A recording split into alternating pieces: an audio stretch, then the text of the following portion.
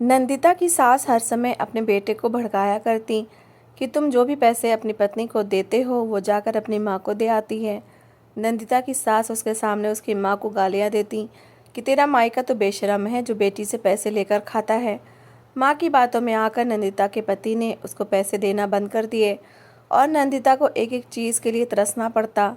सारी सैलरी नंदिता का पति तुषार अपनी माँ को देता, जिसमें से पैसे बचा बचा कर तुषार की माँ ने अपने बेटे के लिए किस्तों पर फ्लैट ले लिया।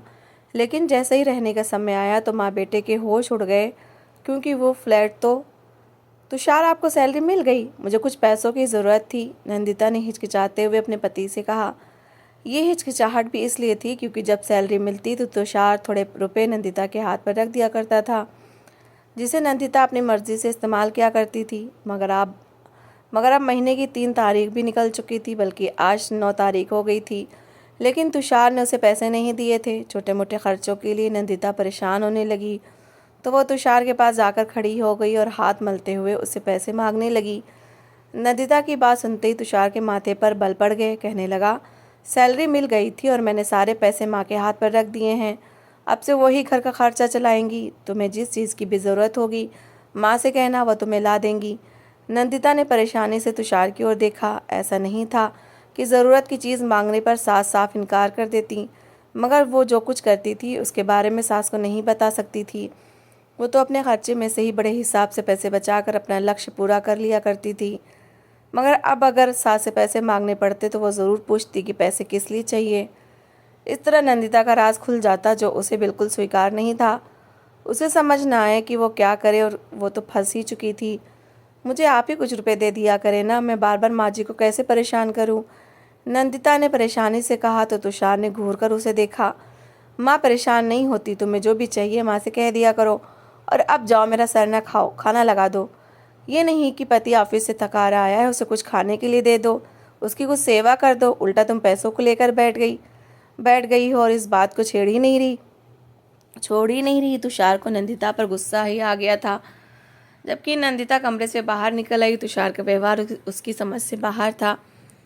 तुषार ने उसके साथ कभी भी ऐसा नहीं किया था, मगर काफ़ी दिनों से वो तुषार के बदले बदले स्वरूप को देख रही थी। पहले जो उसकी बातों में भरपूर रुचि लिया करता था, अब बस हाँ में हाँ मिला देता था। उसके लिए अक्सर कोई ना कोई चीज़ खाने के लिए लाया करता था, लेकिन अब काफ़ी दिन से उसके लिए कुछ भी नहीं लाया था, और अब जो खर्च उसे देता था वो भी बंद कर दिया था। बल्कि छोटी से छोटी ज़रूरत को पूरा करने के लिए उसे अपनी माँ पर निर्भर कर दिया था। नंदिता को ये चीज़ें या खाने पीने की चीज़ें ना मिलने से कोई परेशानी नहीं थी, मगर जेब खर्च बंद होने से परेशानी हो रही थी। नंदिता ने उलझे हुए दिमाग के साथ खाना लगाया। तुषार और उसकी सास डाइनिंग टेबल पर बैठ गए। नंदिता भी वहीं पर बैठ गई। सबने मिलकर खाना खाया और फिर नंदिता ने बर्तन समेटकर किचन साफ करना शुरू कर दिया। सास और पति कमरे में चले गए। पति भी सास के कमरे में ही था। नंदिता ने जल्दी से चाय बनाई ताकि उनको दे सके। इस बार तो अपनी पत्नी को पैसे नहीं दिए ना? मैंने तुझे पहले ही कहा था, जब पैसे नहीं देगा तो वो ऐसे ही परेशान होगी और तरह तरह के बहाने बनाएगी। कहेगी मैं माँ जी को परेशान नहीं करना चाहती, और देख ले मेरी बात सच हो गई। तेरी पत्नी को मुझसे घर का खर्च लेना स्वीकार नहीं है। नंदिता ट्रे लेकर अभी कमरे के दरवाजे पर ही थी, जब उसके कानों में सास की आवाज़ पड़ी तो वो चौंक गई और वहीं रुक गई। वो जानती थी कि ये गलत हरकत है, मगर सुनना चाहती थी कि आखिर सास उसके बारे में कौन सी बातें बेटे के कानों में डाल रही हैं। हाँ, हुआ तो ऐसा ही था। जब मैंने उसे खर्च न देने की बात की तो वो परेशान सी हो गई। मुझे तो तरस भी आया। माँ, बेचारी को थोड़े रुपए दे दिया करो ना, घर के सारे खर्चे मैं अच्छे से संभाल तो रहा हूँ, फिर पत्नी को क्यों तरसा कर रखूँ। उसके पति की आवाज़ कुछ ऊंची हुई, तभी सास ने डांटते हुए कहा, नहीं, अब उसे एक पाई भी नहीं दिया करोगे। ज़रूरत की हर चीज़ मैं खुद ला कर दूंगी। मुझे उस पर ज़रा भी विश्वास नहीं है। ये अपने सारे पैसे अपनी माँ को दे आती है। निर्लज को पति की कमाई का ज़रा भी एहसास नहीं होता। अपने पति की कमाई मायके पर लुटाते हुए ज़रा भी ख्याल नहीं करती। जबकि तुषार कहने लगा, अच्छा माँ, जैसा आपको ठीक लगे वैसा ही होगा। दरवाजे पर नंदिता सकते में खड़ी रह गई। तुषार की माँ कैसे उसके सामने नंदिता के घर वालों को गालियाँ दे रही थी, नंदिता को निर्लज कह रही थी, मगर तुषार चुपचाप बैठा हुआ था। पहले तो उसकी माँ ज़रा सी नंदिता के खिलाफ कोई बात किया करती थी तो वो भड़क जाया करता था, मगर ऐसा भी क्या हो गया था। कि वो उसके बारे में गालियाँ सुनकर भी चुपचाप बैठा हुआ था, अपनी माँ को उफ तक नहीं कह रहा था। नंदिता का दिल दुख से भर गया, मगर उसके साथ साथ उसके जेब खर्च की परेशानी भी होने लगी। रोते हुए घर में बने मंदिर के सामने बैठ गई और कहने लगी, हे भगवान, तू ही जानता है मैं अपने पति की कमाई किस चीज़ पर खर्च करती हूँ, बर्बाद नहीं करती। मुझे तुषार की दिन रात की मेहनत का एहसास है, मगर वो तो मुझ पर ही शक करने लगे हैं। अपनी माँ की बातों में आकर मुझ पर आरोप लगाने लगे हैं। तू ही कोई रास्ता निकाल दे। वो काफ़ी देर भगवान से प्रार्थना करती रही। थोड़ी ही देर में तुषार भी बाहर से घर आ गया था। उसने नंदिता से बात भी नहीं की और चुपचाप अपने कमरे में जाकर बेड पर लेट गया और कुछ ही देर बाद कमरा उसके खर्राटों की आवाज़ से गूंजने लगा। नंदिता ने दुख से तुषार की ओर देखा। ऐसा पहले कभी नहीं हुआ था कि वो उससे बात किए बिना ही सो गया हो। ज़रूर उसकी माँ ने उसे ऐसा पाठ पढ़ाकर बिल्कुल उसके खिलाफ कर दिया था। अगली सुबह नंदिता उठी तो उसके दिमाग में एक उपाय आ चुका था। वो सिलाई और कढ़ाई का काम बहुत अच्छे तरीके से जानती थी। सिलाई तो इतनी अच्छी नहीं आती थी, मगर कढ़ाई बहुत अच्छी करती थी। कपड़े में जान डाल देती थी। कोई देख कर कह नहीं सकता था कि वो कढ़ाई हाथ से की गई है। उसने सुबह सुबह घर के काम निपटाए और अपनी सास से पूछकर साथ वाली पड़ोसन के घर में चली गई, जो कि उसकी दूर की रिश्तेदार भी थीं। उनके पास जाकर कहने लगी, मौसी, हमारी शादी की वर्षगांठ करीब आ रही है और मैं तुषार को अपने पैसों से कोई गिफ्ट देना चाहती हूँ। जो जेब खर्च वो मुझे देते हैं, असल में वो भी तो उन्हीं के पैसे होते हैं। मुझे कोई ऐसा तरीका बताएं जिससे मैं पैसे कमा सकूं। वो जानबूझकर ये बात कह रही थी ताकि उसके साथ साथ उसके पति का भरम भी बना रहे। मौसी कहने लगी, बेटा, ये तो बहुत अच्छी बात है कि तू अपने पति से इतना प्यार करती है। मौसी ने पूछा, तुझे कुछ काम भी आता है? तो उसने बताया, मुझे तो सिर्फ सिलाई और कढ़ाई आती है। नंदिता की बात सुनकर मौसी कहने लगी, ये तो और भी अच्छी बात है। सिलाई कढ़ाई भी एक अच्छा हुनर है और इससे अच्छे खासे पैसे भी मिल जाते हैं, और हमारे मोहल्ले में तो सिलाई कढ़ाई के अच्छे रुपए भी मिल जाते हैं। मैं आज ही मोहल्ले की औरतों से बात करके तुम्हारे लिए काम ले आती हूँ। उसी शाम मौसी ने नंदिता को बुलाया और कुछ सामान और कपड़ा उसके हवाले करते हुए कहा कि यही सामान उपयोग करना है। एक सेठानी ने ऑर्डर दिया है, अगर उसे कढ़ाई पसंद आ गई तो वो अपनी 3 बेटियों के लिए भी ऐसे ही कपड़े बनवाएगी। बहुत मेहनत करना, वो भी बहुत अच्छे पैसे देगी, इसलिए दिल लगाकर काम करना। नंदिता मुस्कुरा दी और मौसी का धन्यवाद करते हुए सब सामान लेकर घर आ गई। सास को कानों कान खबर भी ना हुई और नंदिता अपने कमरे में बैठकर कढ़ाई का काम करने लगी। अब नंदिता सुबह सवेरे जल्दी उठ जाती, समय पर अपने सारे काम खत्म कर लेती और फिर कमरे में बैठकर कढ़ाई का काम शुरू कर दिया करती थी। इस तरह सास और पति को खबर ना हुई और नंदिता ने एक के बाद एक सूट पूरे पूरे करके मौसी के हाथों से ठाणे तक पहुंचा दिए। नंदिता ने मौसी को भी मना कर रखा था कि वो किसी को इस काम का ना बताएं। इस तरह देखते ही देखते उसका काम बढ़ने लगा। वो मौसी को भी कुछ पैसे दे दिया करती थी कि उस तक काम को वही पहुंचाती थी और ईमानदारी से उसके रुपए भी उसके हवाले कर देती। तुषार जितना उसे जेब खर्च देता था, उससे कई गुना ज़्यादा पैसे नंदिता के पास आने लगे, मगर उसे अपनी नींद और सुकून का त्याग करना पड़ा। तुषार जैसे ही घर आता और सो जाता तो वो कुछ देर कढ़ाई करती, हर चीज़ निपटा कर लेट जाती और सुबह 5 बजे उठकर घर की सफाई इत्यादि कर लेती। बाद में नाश्ता बनाती और बर्तन धोने के बाद अपने कमरे में चली जाती। जिस दिन कपड़े धोने होते वो सुबह 4 बजे ही उठ जाया करती थी। इस तरह उसका काम आसानी से पूरा हो रहा था। नंदिता ने जब अपनी ज़रूरत की किसी भी चीज़ के लिए सास से नहीं कहा तो सास तुषार के और कान भरने लगी। कहने लगी, देखा, मैं ना कहती थी कि अपने मायके में पैसे देती है। ऐसा ही है, जिस दिन से मैंने घर का खर्च संभाला है मुझसे 1 रुपया भी नहीं मांगा। सीधी सी बात है, जब मुझसे पैसे मांगेगी तो उसे बहाना बताना भी पड़ेगा कि पैसे क्यों चाहिए। तुषार भी माँ की बात सुनकर सर हिलाने लगा और कहने लगा, मुझे तो इस बारे में भनक भी नहीं थी। मेरे पीठ पीछे नंदिता ये सब करती है। मुझे उस पर बहुत ज़्यादा विश्वास था, लेकिन उसने मेरा विश्वास तोड़ दिया। मैं भी इस पर विश्वास करने वाला नहीं हूँ। नंदिता अपने कानों से उनकी जहर से भरी बातें सुनती रहती, मगर चुप रहती। वो यही सोचती थी कि एक समय उसका भी आएगा, भगवान उसे उसका धैर्य का फल ज़रूर देगा। पति ने कभी ये जानने की कोशिश ही नहीं की थी कि अब वो अपना खर्च कहाँ से पूरा करती है। उसकी ज़रूरत की 100 चीज़ें हैं, वो कहाँ से लेती है। वो बस माँ की बातों पर विश्वास करके बैठ गया था। समय गुजरता रहा। समय की यही बात सबसे अच्छी है कि वो किसी के लिए भी नहीं रुकता, चाहे अच्छा हो या बुरा, गुजर ही जाता है। पति की बातों ने नंदिता के दिल को दुखी कर दिया था, मगर उसने खुद को समय के भरोसे छोड़ दिया था। 3 साल का समय गुजर चुका था। नंदिता के हालात अब भी वही थे। सास ने अत्याचार के नए तरीके अपनाने शुरू कर दिए थे। अब तो नंदिता अपने मायके जाते हुए भी डरती थी। गरीब माँ थी, पिता की सालों पहले मृत्यु हो चुकी थी, एक भाई था, वो भी अपाहिज था। लेकिन माँ ने हिम्मत नहीं हारी थी। वो मजदूरी करके अपने बेटे को पाल रही थी और उसके साथ साथ बेटी की भी शादी की थी। अब नंदिता अपने मायके जाने से डरती थी कि कहीं सास उस पर कोई नया आरोप ही न लगा दे। माँ खुद ही समय निकाल कर बेटी से मिलने चली आया करती थी, लेकिन सास को वो भी सहन नहीं होता था। नंदिता बर्दाश्त करके रह जाती थी, क्योंकि माँ ने उसके सामने हाथ जोड़कर कहा था कि कुछ भी हो जाए अपना घर मत खराब करना। नंदिता माँ की इस बात के आगे बेबस हो जाया करती थी। गुजरने वाले 3 सालों में नंदिता के लिए एक एक दिन परीक्षा बनकर आया था। वही दिन थे जब पति ने उस पर विश्वास करना छोड़ दिया था और सास ने हर समय उसके खिलाफ जहर घोला था।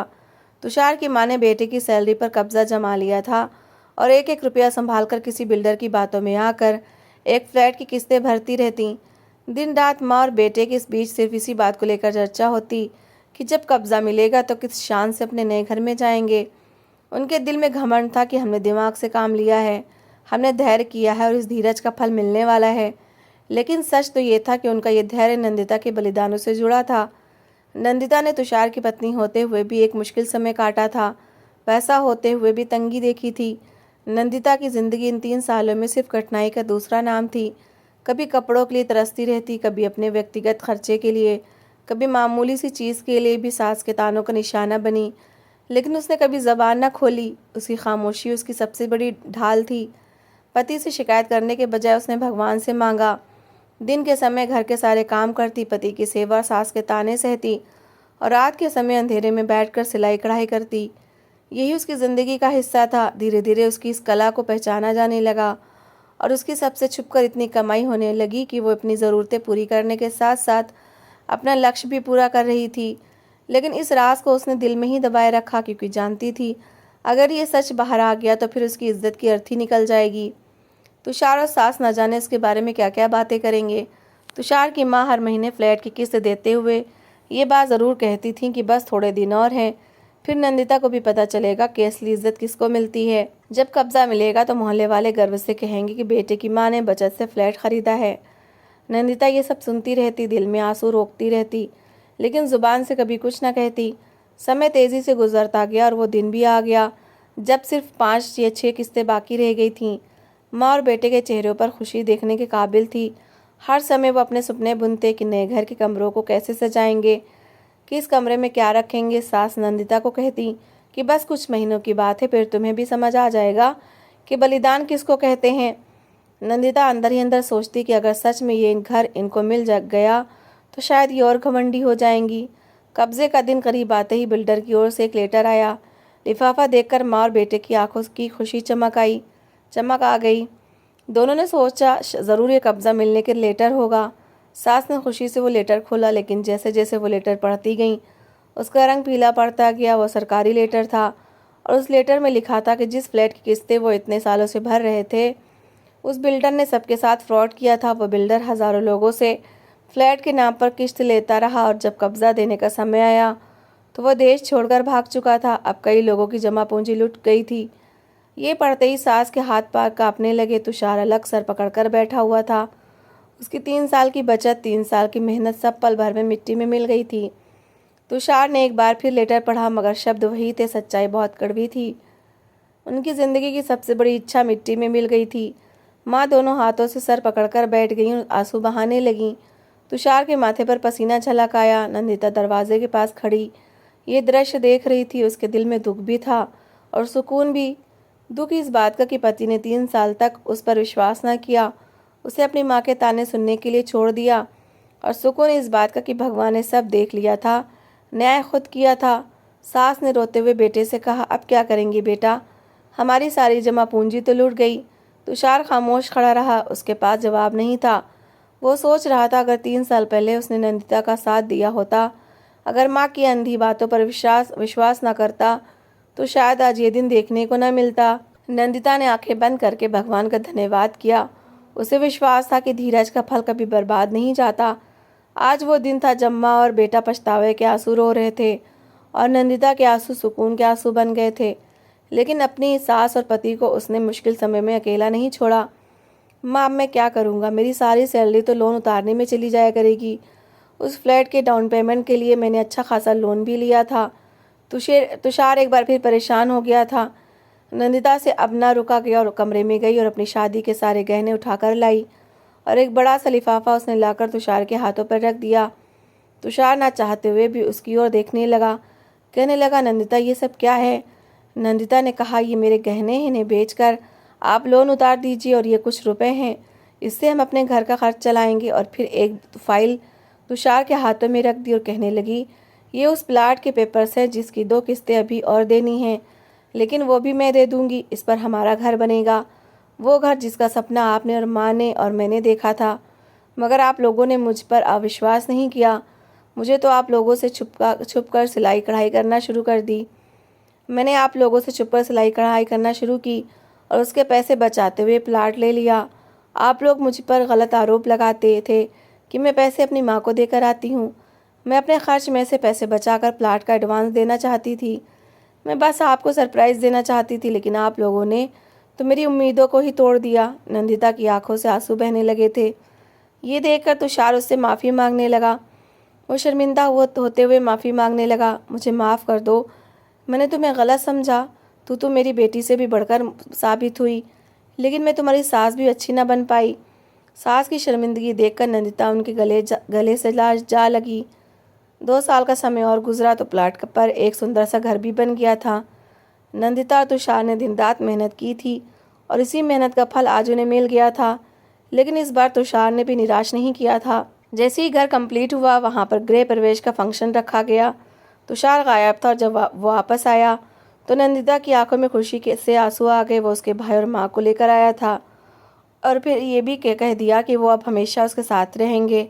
सास ने भी दिल से अपनी बहू के घर वालों का स्वागत किया और इस तरह वो लोग एक खुशी की ज़िंदगी गुजारने लगे। तो दोस्तों, इस कहानी को लेकर आपकी क्या राय है, कमेंट बॉक्स में ज़रूर बताएं। और अगर आपको हमारी आज की कहानी अच्छी लगी हो तो प्लीज़ इसे लाइक ज़रूर करें। अगर आपने अभी तक हमारे चैनल को सब्सक्राइब नहीं किया तो ज़रूर कर लीजिए। तो मिलते हैं ऐसी एक और मोटिवेशनल कहानी के साथ। Thanks for watching.